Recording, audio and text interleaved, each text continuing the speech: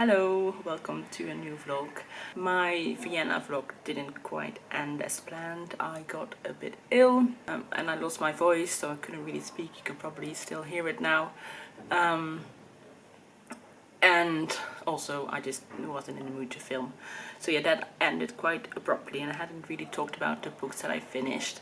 But yeah, we're moving on. We are in a new city. I am now in Innsbruck in Austria. I've been here for a couple of days and it's really nice. It's a lot smaller than Vienna and therefore a lot more manageable. Everything is within walking distance, and then if you want to go for a hike or something, then that's also very easily accessible by bus. Like the hike yesterday I went on was only 20 minutes on a bus. So yeah, that's really nice, and I think for my time here I want to spend as much time in nature as I can, because yeah, the views here and the mountains here are just spectacular. I mean, I am from the Netherlands, which is basically the flattest country in the world, so I am easily impressed by mountains, but still it is really beautiful. So that will be my plan for today as well. I'm gonna go get some breakfast first and then take a little tram up to another hiking area in the neighborhood. I feel like it's doing me a world of good to be surrounded by nature. I think especially the last couple of days in Vienna I was just in a bit of a mood because I wasn't feeling well. I couldn't do all the things I wanted to do, which was really frustrating. But I said to myself, you know, it's a holiday, you can just relax, it's fine. I was just feeling really restless and just spent a lot of my time scrolling on my phone, which I didn't like, and then I got frustrated by that. So yeah, it wasn't the best time, and I very much know my privilege in this. One, I get to visit these amazing places, and two, there's a lot of people dealing with chronic illness who have to divide their energy on a day-to-day basis, but I don't know, I still wanted to mention it because that is also the reality of traveling, that it's not always going the way you want to. So yeah, physically I'm not at my best yet, but I have gotten into a better rhythm now. We're just taking it more easy and being okay if I don't get to do everything I wanted to do.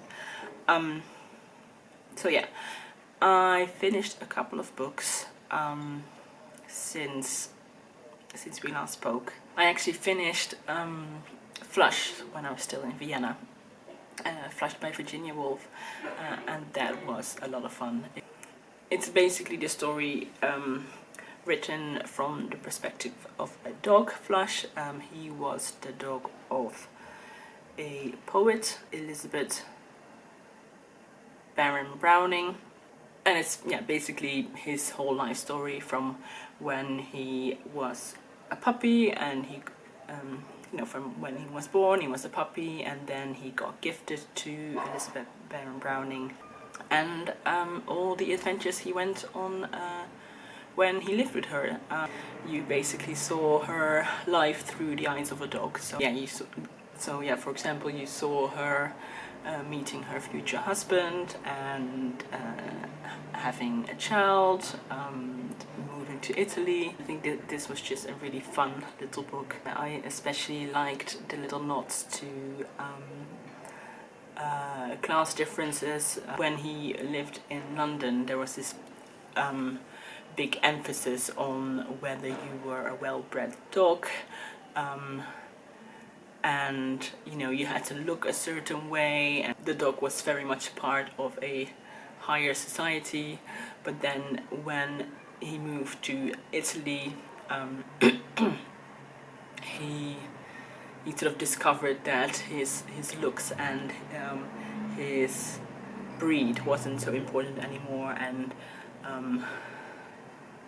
he became a Democrat, and he was going out all night, and it was not to look at the famous paintings in Italy. So yeah, it was very tongue-in-cheek, and it was just fun. I would recommend reading it. The dog does die in the end, but of very old age, so after having a pretty exciting life. So yeah, that was Flush by Virginia Woolf. Then I also read The Employees by Olga Ravn, which is a book translated from the Danish. I'm not entirely sure what the premise is, but it's a spaceship, there's humans, there's non-humans. Basically they're doing an experiment where they are breeding human-like workers. They are like grown in this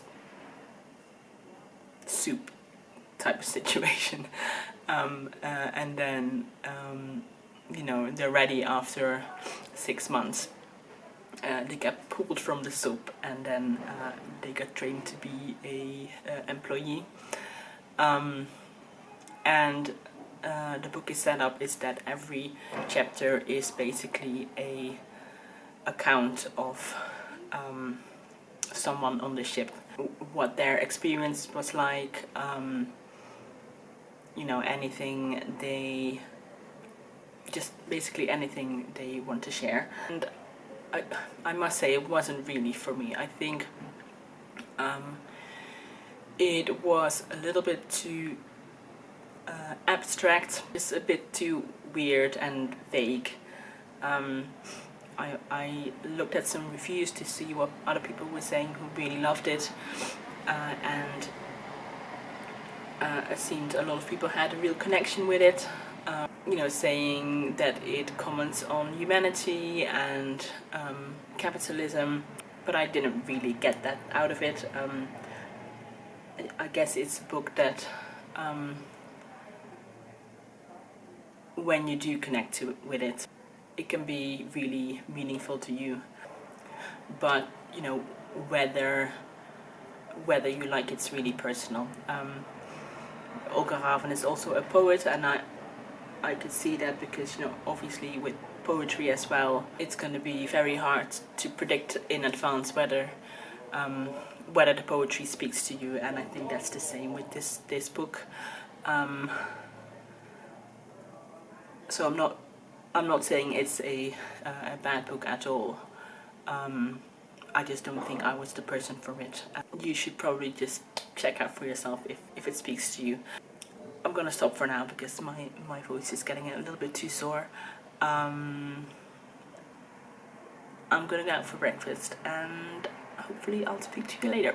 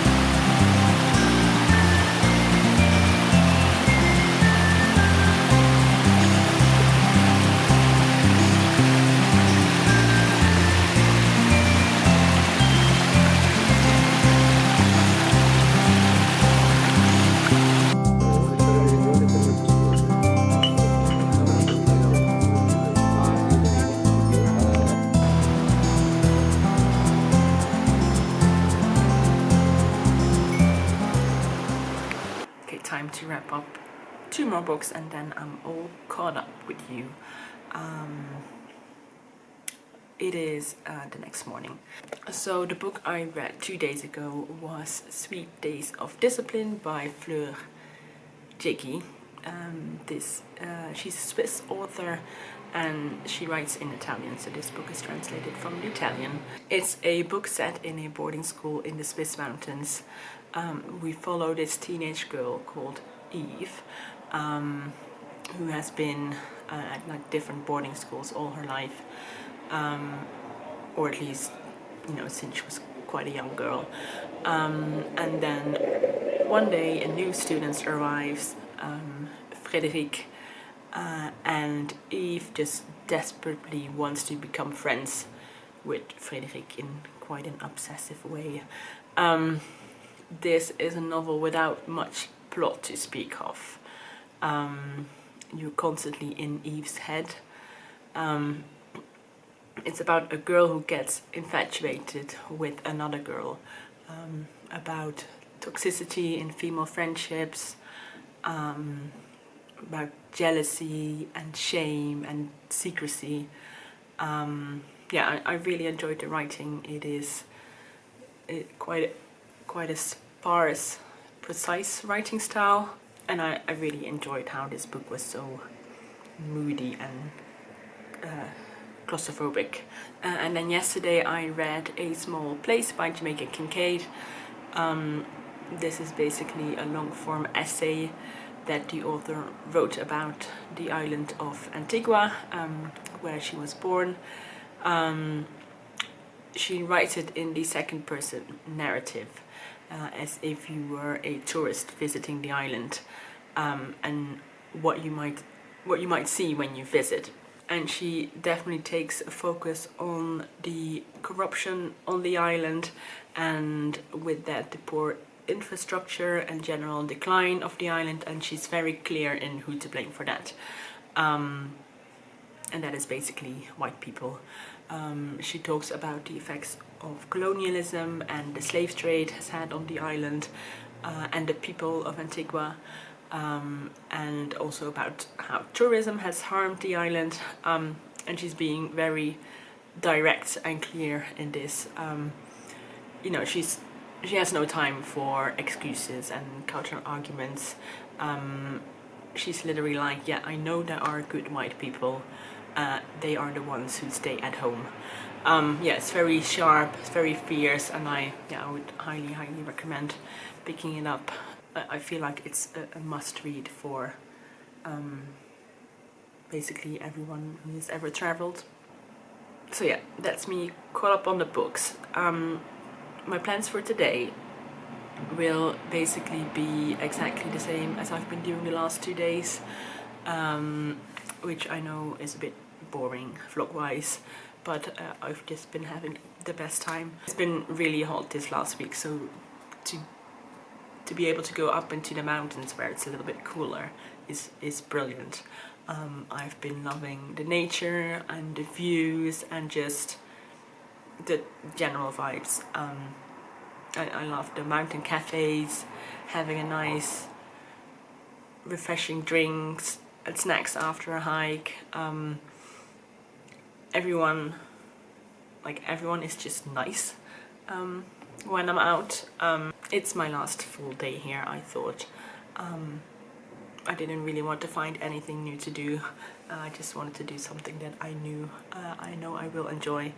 So yeah, that's what I'll be doing today. I'm sorry if you don't like mountain views.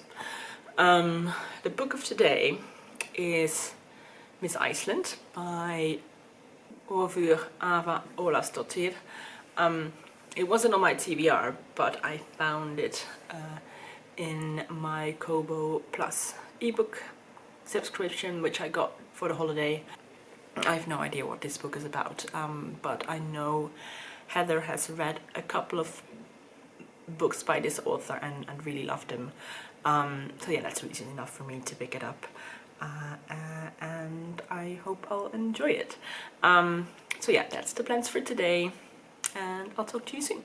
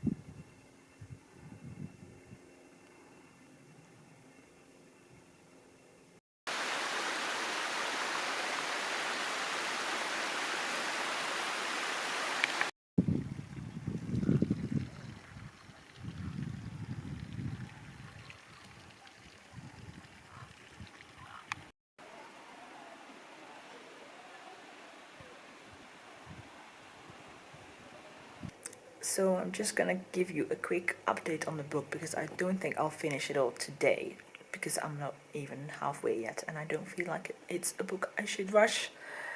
So Miss Iceland, it's about this woman. She's an aspiring author and she moves to Reykjavik in the hopes to be like inspired by city life there and to get a book published. It is set in like the 1960s and she's kind of discovering that it's not maybe the sort of cultural, intellectual place that she thought it would be, especially for her as a woman. She deals with a lot of sexism and just basically every man she meets will comment on her looks. Yeah, they're just a lot of untoward behavior. She lives with a queer friend, a gay man who's been one of her best friends since she was very young, and he is obviously also struggling with things, not being accepted for who he is. And at the time, homosexuality, I think, was probably still illegal. In the book, he talks about being gay is being compared to being a pedophile or a communist. So yeah, he's definitely struggling with that and constantly having to watch out for himself because being gay in Reykjavik in the 1960s is potentially very dangerous. So yeah, I'm really enjoying the book so far. I think it's very compellingly written. It reads very easily. It has this real and it has something to say, which I like. So far so good. Like I said, I probably won't finish it today because I don't want to rush through the end. So yeah, I'll let you know when I finished.